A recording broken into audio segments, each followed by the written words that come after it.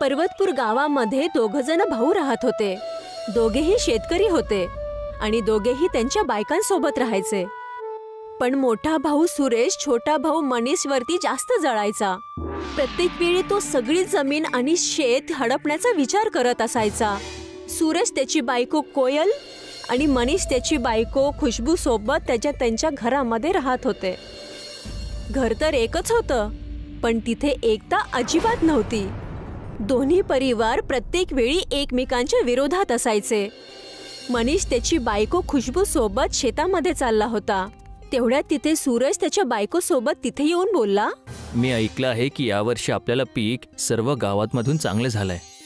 आपल्या शेतामध्ये यावर्षी सोनं उगवलंय. मला तर खूप जास्त आनंद होतोय आणि दुसऱ्यांच्या पिकांना बघून वाटतंय की त्यांच्या घरी एक दाणं सुद्धा नाही येणार आहे. असं वाटतंय जेठजीच्या शेताचं फसल ह्यावेळेस खूप चांगली झाली आहे, त्यामुळेच एवढं जास्त बोलतायत. सूरज आणि कोयलचं बोलणं ऐकून मनीष आणि खुशबू दोघेही नाराज होऊन शेतामध्ये जातात. आपल्याला पण पीक काही कमी नाही झालंय. आपण पुढच्या पिकासाठी आतापासूनच मेहनत सुरू करूया. यावेळेस आपण महागडे खत मागूयात आणि मीही तुमच्या सोबत शेतामध्ये मदत करेल. दोघेही तिथून आपापल्या घरी निघून जातात. दुसऱ्याच दिवशी मंडईमध्ये त्या फसलचा लिलाव लागणार होता. खूप सगळे शेतकरी तिथे त्यांच्या फसल सोबत आलेले होते. सूरज आणि कोयल पण तिथे आले होते. तुझे फसल आहेतच किती? ह्या फसलला तर मलाच विकू शकतेस. याचा भाव तर मीच लावून देते. दीदी, तुझं नावच फक्त कोयल आहे, पण बोलणं तर खूप जास्त कठोर आहे. आमचा जो काही हिशोब असेल त्याला आम्ही बघून घेऊ. एवढं ऐकून कोयल तिथून नाराज होऊन निघून जाते आणि खुशबू त्यांच्या फसलचा भाव तिथे करू लागते. या खुशबूताई, या वर्षीचं तुमचं पीक कसं होतं?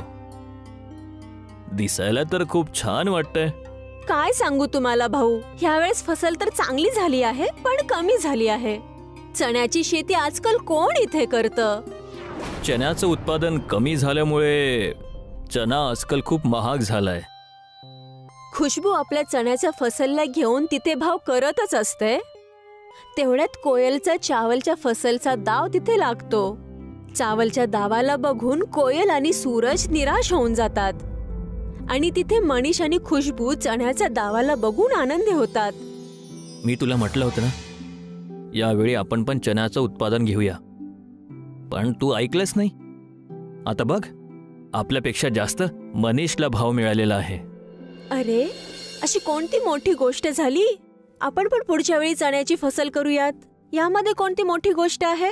सूरज आणि कोयल दोघे मिळून चण्याची शेती तयार करू लागतात आणि दुसरीकडे मनीष आणि खुशबू दोघे मिळून चण्याच्या फसलची तयारी करू लागतात. अगं, ऐकतेस का?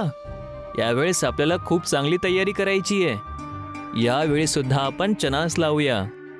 वेळ निघून चालली होती. सूरज महागडे खत घेऊन त्यांच्या चण्याच्या फसलवरती टाकत असतो आणि त्यांची खूप चांगल्या पद्धतीने काळजी घेतो. आपल्याला आपल्या शेतीच्या चारही बाजूंनी काटे आणि तार लावायला पाहिजे, नाहीतर आपल्या शेतामध्ये जनावरं येणार आणि यामुळे आपल्या पिकाला नुकसान होऊ शकतं. काही गरज नाही. अगोदरच आपल्या फसलवरती खूप जास्त पैसे खर्च झाले आहेत. आता आपण जास्त खर्च नाही करू शकत.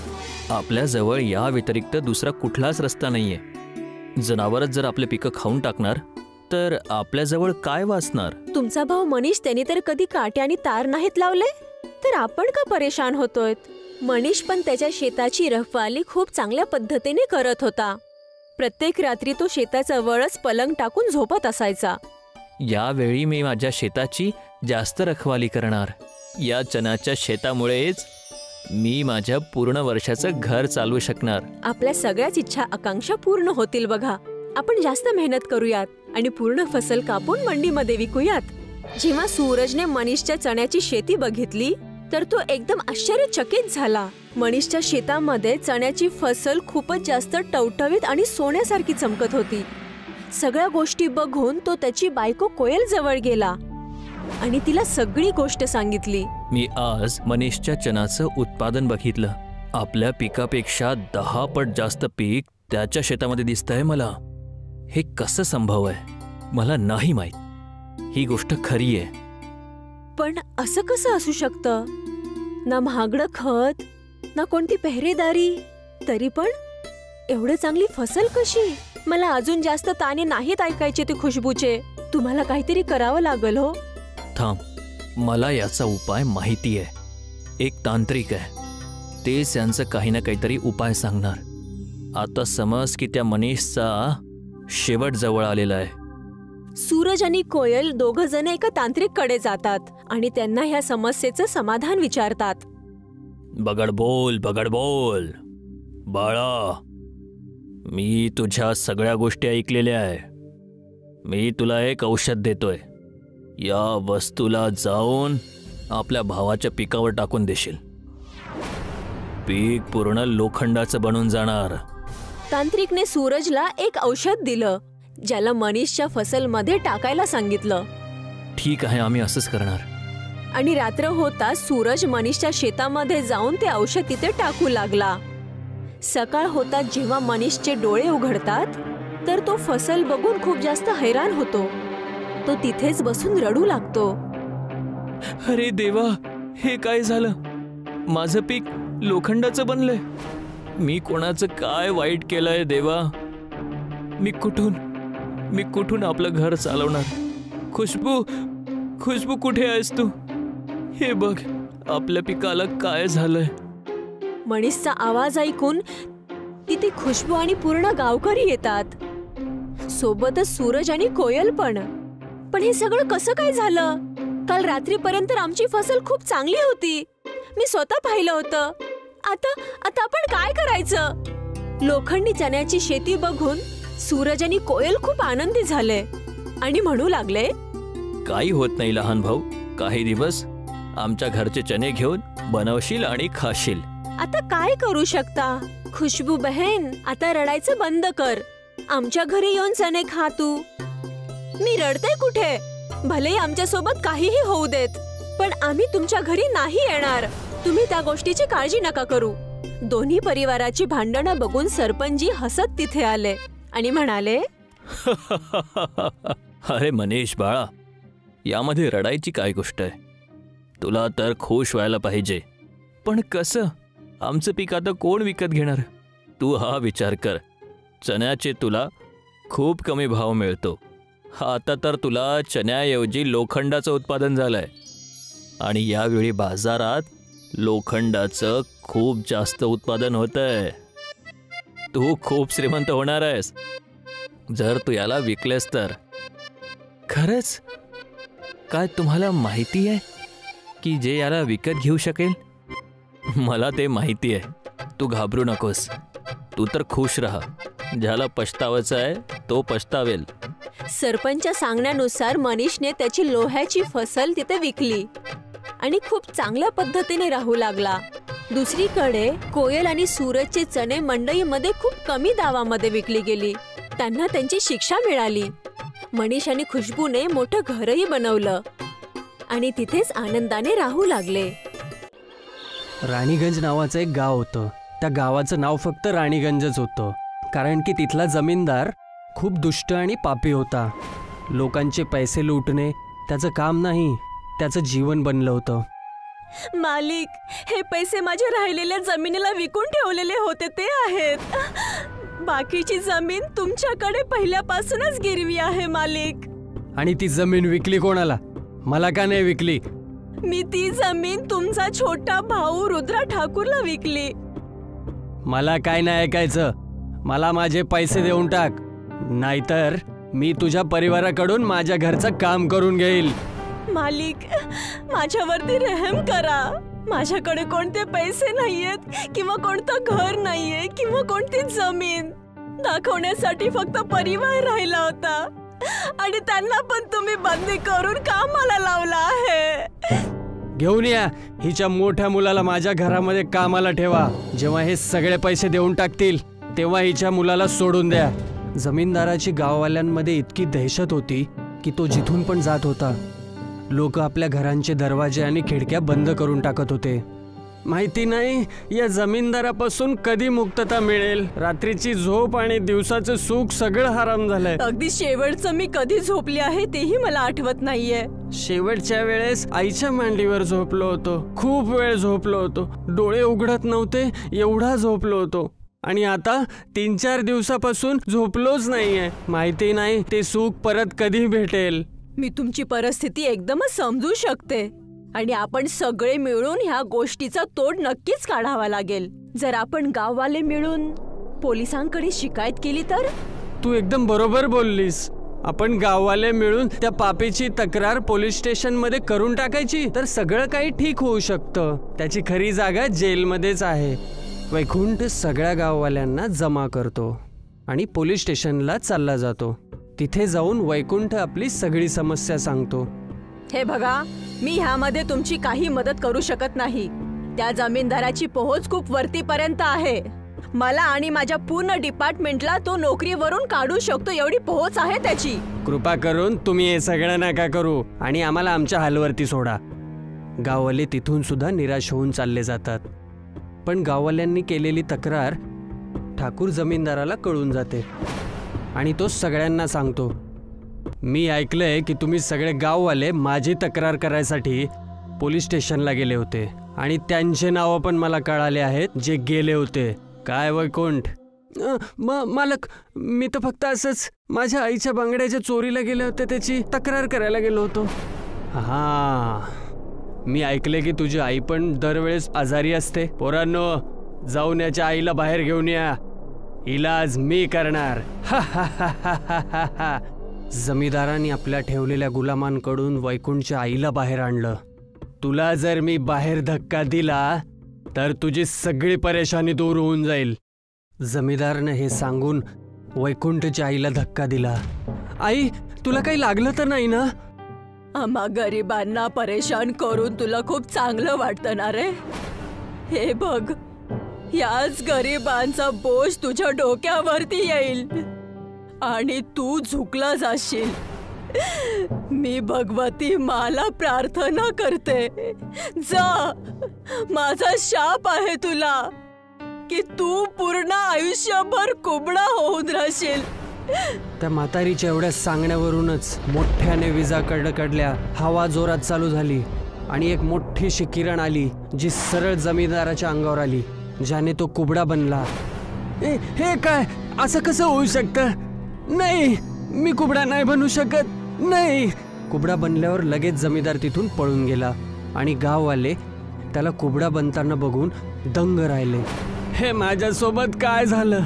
कसा अनर्थ झाला माझ्यासोबत? हे देवा, ही काय अनहोनी झाली देवा? हे तुम्हीच केलेला तुमच्या पापाचा आणि अधर्माचा नतीजा आहे. थोडेसे पैसे तर घेतले होते मी लोकांकडून, त्याचा एवढा मोठा अंजाम मी कसा सहन करणार? हे देवा. गोष्ट काही रुपयांची नाहीये. गोष्ट गरिबांकडून मिळणाऱ्या हाय आणि वाईट कर्माची आहे. जर तुमचा हा श्राप मला आणि माझ्या मुलांना नाही लागायला पाहिजे, त्यासाठी मी तुम्हाला सोडून चालले, माझ्या मुलांना सोबत घेऊन. जमीनदार कुबडा झाल्यामुळे त्याची पत्नी त्याला सोडून त्याच्या मुलाला घेऊन निघून जाते. जमीनदाराची हालत खूप खराब होते. खूप महिने निघून जातात आणि त्याच वेळेमध्ये कुबडा खूप साऱ्या हकीम, वैद्य, अन्य डॉक्टरांना आपल्या कुबडेपणाच्या इलाजाबद्दल विचारतो. या गोष्टीचा काय उपायच दिसून नाही येते. तुझं हे कुबडेपण बहुतेक कधीच नीट नाही होणार. असं नका बोलू. मला माझ्या चुकीचा पश्चाताप झालाय. या गोष्टीचा काहीतरी उपाय असेल. या गोष्टीमध्ये तर तुला कोणीच मदत नाही करणार, पण ज्यांच्यामुळे तुला हे कुबडेपण मिळालं आहे, तू त्यांच्याकडे जाऊन तू केलेल्या कर्माची क्षमा माग, तेव्हा कुठे तू नीट होशील. विसरू नको वैद्य, मी ह्या गावाचा सगळ्यात जुना जमीनदार ठाकूर आहे आणि ठाकूर कोणाच्या समोर कधीच डोकं नाही झुकवत. शेत, खलिहान, विहिरी, धान्य सगळं माझं आहे आणि तू म्हणतोय की मी त्यांना माफी मागू जाऊन? तुझ्यामध्ये अजून पण किती घमंड बाकी आहे. तू अशा हालतमध्येच ठीक आहेस. काही दिवस अजून निघून जातात. कुबडे जमीनदाराचं कुबडेपण बिलकुलच ठीक होत नाही. लाचार आणि थकून हारून तो त्याच म्हातारीच्या घराकडे जातो आणि म्हणतो, तुझ्या या श्रापाने मी इतकं सगळं भोगून बसलोय. कृपा कर, काहीतरी रहम कर. मी आतापासून कुठल्याच गाववाल्यावर, कुठल्याच बेगुनावरती काहीच जुल्म नाही करणार. तू सगळ्या गावाचं जीणं हराम केलं होतं, त्याचाच श्राप तू भोगत आहेस. मला माफ करा. याचा काहीतरी उपाय सांगा. मी सगळ्यांच्या जमिनी सगळ्यांना वापस करून टाकतो, त्यांचे पैसे पण. आणि जोपर्यंत तुझी आई मला या गोष्टीचा उपाय नाही सांगणार ना, तोपर्यंत इथून मी नाही जाणार. कुबडा त्या म्हातारीच्या घरी जाऊन गिडगिडायला लागतो. त्याला गिडगिडताना बघून म्हातारीने त्याला सांगितलं, जर तुला कुबडेपणाने ठीक व्हायचं आहे तर तुला पूर्ण गावाला आनंदी ठेवावं लागेल. तर कुठं तुला ह्या कुबडेपणापासून सुटका मिळेल. मी प्रत्येक गोष्ट करायला तयार आहे. तुम्ही जसं सांगाल मी तसं करेल. ह्या कुबडेपणामध्ये राहण्यापेक्षा मी माझा जीव देऊन टाकेल. मला माझ्या सगळ्या चुकांचा पश्चाताप झालेला आहे. तेव्हा ती म्हातारी तिच्या अंगणातले छोट्याशा मंदिरजवळ घेऊन जाते, जे भगवती मातेचं होतं. हे काय, तुम्ही मला इथे का घेऊन आलेला आहात? हे भगवती आईचं मंदिर आहे आणि हे मंदिराचं प्रसाद घेऊन तुला पूर्ण गावकऱ्यांना खाऊ घालावं लागेल. आणि त्यांच्याकडून घेतलेल्या सगळे जमीन आणि पैसे तुला त्यांना परत द्यावं लागेल. आणि असं करशील तरच तू नीट होशील. मी असंच करेल. कुबड्यानं तसंच केलं. सगळ्या गाववाल्यांच्या घरी निमंत्रण द्यायला गेला. मी जे पण चूक केलेली आहे मी त्याचा पश्चाताप करू इच्छितो. त्यामुळे मी तुझ्या पायामध्ये पण पडून राहायला तयार आहे. पायामध्ये पडून राहून नाही, काही केलं तर मानेल. कुबडा आपल्या घरामध्ये एक मोठीशी दावत तयार करतो. भगवती मातेच्या चरणामध्ये प्रसाद चढवून तो लोकांना दावत देतो. जेवण तर खूप मस्त झालंय. काय बात आहे, चांगल्या नियतीनं खाऊ घातलंय वाटतं. पोट भरून खा. जमीदारनं दावत दिल्यानंतर सगळे गाववाले खुश होऊन जातात. मी तुम्हाला माफ केलं. आता तू पहिल्या वेळेला रूपामध्ये येशील. आणि त्याच्या तुरंत नंतरच कुबड्या जमीनदारावर एक मोठीशी किरण येते आणि तो त्याच्या खऱ्या रूपामध्ये येऊन जातो. हे काय, मी तर माझ्या खऱ्या अवतारामध्ये आलो. जय भगवती मातेचा, जय भगवती मातेचा. जमीनदाराच्या खुशीचा काहीच ठिकाणा नव्हता. त्याच्या खऱ्या रूपामध्ये येऊन त्याने गाववाल्यांना पूर्ण 1 महिन्यापर्यंत दावत दिली. सगळ्यांचे पैसे त्यानं वापस केले आणि खुशी खुशी त्यांच्यासोबत राहायला लागला. एक गाव शिमलामध्ये एक मुलगा राहत होता, सुरी. सुरीच्या वडिलांचं चायचं दुकान होतं. तो सकाळी त्यांची मदत करायचा आणि नंतर शाळेत जायचा. शाळेमध्ये सुरीसोबत कोणीच चांगलं बोलत नसायचं, कारण तो चाय बनवणाऱ्याचा मुलगा होता. तो सगळ्यांशी बोलायचा प्रयत्न करत असायचा. मित्रांच्या ग्रुपमध्ये मिक्स व्हायचा प्रयत्न करायचा, पण कोणीच त्याच्याशी बोलत नसायचं. आणि जर तो कोणाशी बोलायचा प्रयत्न पण केला तर सगळे त्याचा मजाक उडवायचे. हे, माझ्यासोबत कोणी व्हिडिओ गेम खेळणार? हां, मी खेळणार. अरे, चहा बनवण्यासाठी नाही बोलत आहे, गेम खेळण्यासाठी बोलत आहे. तू राहू दे. सुरीला खूपच वाईट वाटतं. तो घरी जाऊन फुगून रुसून बसतो. सुरीचे बाबा हे बघतात आणि त्याच्यासाठी जेवण घेऊन येतात. अरे अरे, काय झालं सुरी? तू खूप उदास वाटतोय आज. घे, जेवण करून घे, तुला चांगलं वाटेल. घे. बाबा, तुम्ही दुसरं काम का नाही करत? तुम्हाला एवढ्या सगळ्या कामांमध्ये हेच काम मिळालं होतं. चहा बनवण्यात काय वाईट आहे? दिवसभरात लोक याच गोष्टीबद्दल चर्चा करतात. नाही, माझे मित्र तर माझी टिंगल उडवतात. ते मला त्यांच्यासोबत खेळामध्ये पण नाही घेत. सांग, कुठला खेळ खेळायचा आहे? आता खेळूया. तुमच्यासोबत नाही, त्यांच्यासोबत खेळायचंय. हे सांगून तो तिथून निघून जातो, न जेवता. सुरीच्या वडिलांना हे बघून खूप वाईट वाटतं की त्यांच्यामुळे त्याचे मित्र त्याच्यापासून दूर जात आहेत. दुसऱ्या दिवशीपासून त्याचे बाबा चाय बनवण्यासोबतच दुसरं काम शोधायला लागतात. त्याचवेळी सुरीच्या शाळेमध्ये मुलांना बाहेर घेऊन जाण्याचा ट्रिपचा प्रोग्राम ठरवतात. काही दिवसानंतर तुम्हा सगळ्यांना एका जंगल ट्रिपवर घेऊन जाणार आहोत. सगळे जण त्याच तयारीमध्ये या. सगळे मुलं खूप आनंदी होतात. सुरी घरी येऊन ही गोष्ट आपल्या वडिलांना सांगतो. बाबा, मला स्कूलच्या वतीने जंगलाच्या ट्रिपला घेऊन जात आहेत. मला गरजेचं सामान पॅक करून द्या. अरे वा, हे तर खूप चांगली गोष्ट आहे. तुझ्या सामानामध्ये एक छोटं भांड नक्की घेऊन जाशील. तिथे जर काही बनवायचं झालं तर तुझ्या कामी येईल. ठीक आहे? ठीक आहे बाबा, नक्की. आणि हो, तुला एक आणखी गोष्ट सांगायची होती. मी एक नवीन नोकरी शोधत आहोत. तुला आता तुझ्या मित्रांसमोर शर्मिंदा नाही व्हावं लागेल आणि ते तुझ्यासोबत मैत्री पण करेल. खरंच बाबा? हो. सूर्य आनंदाने बाबांना मिठी मारतो. काही दिवसांनंतर त्या जंगलाच्या ट्रिपला जायचा दिवस उजाडतो. सगळेजण जंगलात पोहोचल्यानंतर ट्रेकिंगला सुरुवात करतात. मी सगळ्यांना 4 ग्रुपमध्ये वाटणार आहोत, ज्यामध्ये एक लीडर पण असणार आणि ते सगळेजण सोबत राहणार आणि सोबतच काम करणार. सगळेजण आपल्या लीडरची गोष्ट ऐकाल, समजलं? सगळे आपल्या बॅगा घेऊन ट्रेकिंगला सुरुवात करतात. अरे कोणाला लीडर बनवलं यार? याला चाय शिवाय काहीच बनवता नाही येत. सगळे जोर जोरात हसायला लागतात. सुरीला खूप वाईट वाटतं. काही वेळ चालल्यानंतर अयान थकतो. चला इथे थांबूया, थोडा काही खाऊन पण घेऊया. बाकी सगळे हो म्हणतात आणि थांबतात. नाही, आपण नाही थांबू शकत. आणि आपण थांबलो तर खूप लेट होईल आणि थोड्या वेळाने अंधार पण होणार आहे. घ्या, लीडर बनवला तर आमच्यावर हुकूम चालवत आहेस. नाही, आम्ही नाही येणार. तुला जायचं असेल तर जा. आम्ही थोडा नाश्ता करूनच ट्रेकिंग सुरू करणार आहोत. जा. सुरीने नाही म्हटल्यानंतर सुद्धा ते तिथेच थांबतात. लीडर असल्यामुळे सुरी सुद्धा त्यांना सोडत नाही. तो तिथेच थांबतो त्यांच्या सोबत. थोड्या वेळाने शिक्षक आणि बाकीचे विद्यार्थी पुढे निघून जातात आणि ते तिथेच राहतात. थोड्या वेळाने आराम आणि नाश्ता करून झाल्यानंतर ते पुन्हा आपल्या ट्रेकिंगला सुरुवात करतात. परंतु लवकरच सूर्यास्त होतो आणि काळोख होतो. अरे आता तर अंधार झालाय. मला तर रस्ता पण समजत नाहीये. बाकीची मुलं सुद्धा घाबरायला लागतात. थोड्या वेळाने अशी परिस्थिती निर्माण होते की आता रस्ता कुठे आहे तेच त्यांना कळत नाही आणि त्यांना तिथेच थांबावं लागतं. आता तर मला पण रस्ता नाही माहीत, पण मला असं वाटतं की आपल्याला कोणाला तरी आवाज द्यावा लागेल. लगेच 4 शिक्षक आणि विद्यार्थी आपल्या साथीदारांना आवाज देतात, परंतु काहीच होत नाही. टीचर, टीचर, अरे कोणी आम्हाला ऐकत आहात? आम्ही हरवलोय. कोणी आहे? सगळे ओरडतात, पण कोणतंच उत्तर येत नाही.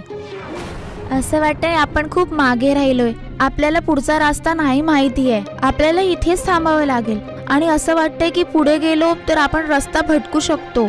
नाही, आपल्याला प्रयत्न करायला पाहिजे. होऊ शकते की आपण योग्य जागेवर पोहोचू.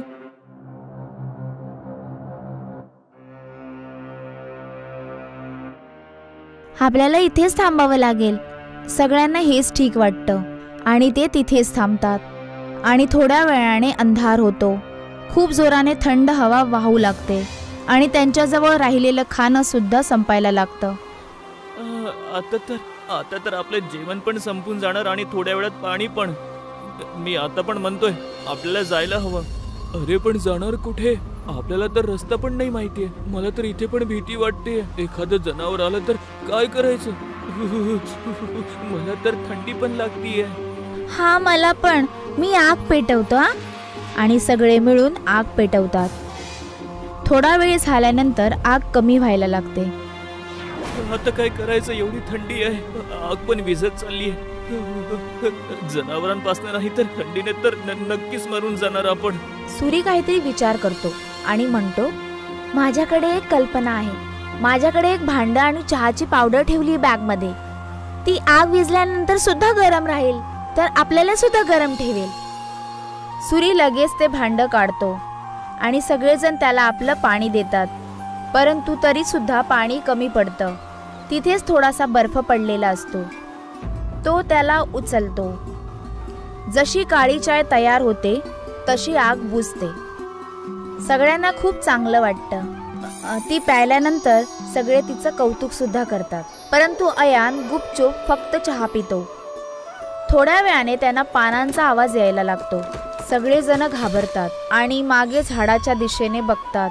तेव्हा त्यांचे शिक्षक येताना दिसतात. सगळ्यांच्या जीवात जीव येतो.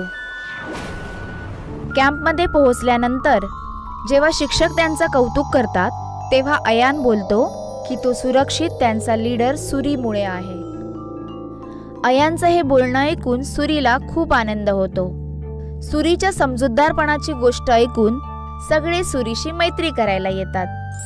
आज जर सुरीला चाय बनवायला येत नसती, कदाचित सगळे त्याचे मित्र बनले नसते. आज पहिल्यांदा त्याला चायवाला असल्यामुळे आनंद होत होता. दुसऱ्या दिवशी खूप आनंदाने तो आपल्या वडिलांजवळ गेला आणि त्यांना त्याने सगळी गोष्ट सांगितली. अरे हे तर खूपच आनंदाची गोष्ट आहे. एक गोष्ट तर माझ्याकडे पण आहे, मी दुसरी नोकरी शोधली आहे. सुरी ही गोष्ट ऐकून खूप चिंताग्रस्त होतो. नाही बाबा, तुम्हाला तुमचं काम बदलायची काहीच गरज नाहीये. तुम्ही जे काम करता ते खरंच खूप चांगलं असतं आणि कोणतंही काम लहान किंवा मोठं नसतं. मला हे समजलंय. सुरीचे वडील हे ऐकून खूप आनंदी होतात आणि दुसऱ्या दिवसापासून तो खूप आनंदाने आपल्या दुकानात आपल्या वडिलांची मदत करू लागला. आणि जसा तो शाळेमध्ये पोहोचला आणि सगळे मिळून त्याच्याशी बोलायला लागले आणि त्याच्यासोबत खेळायला पण लागले.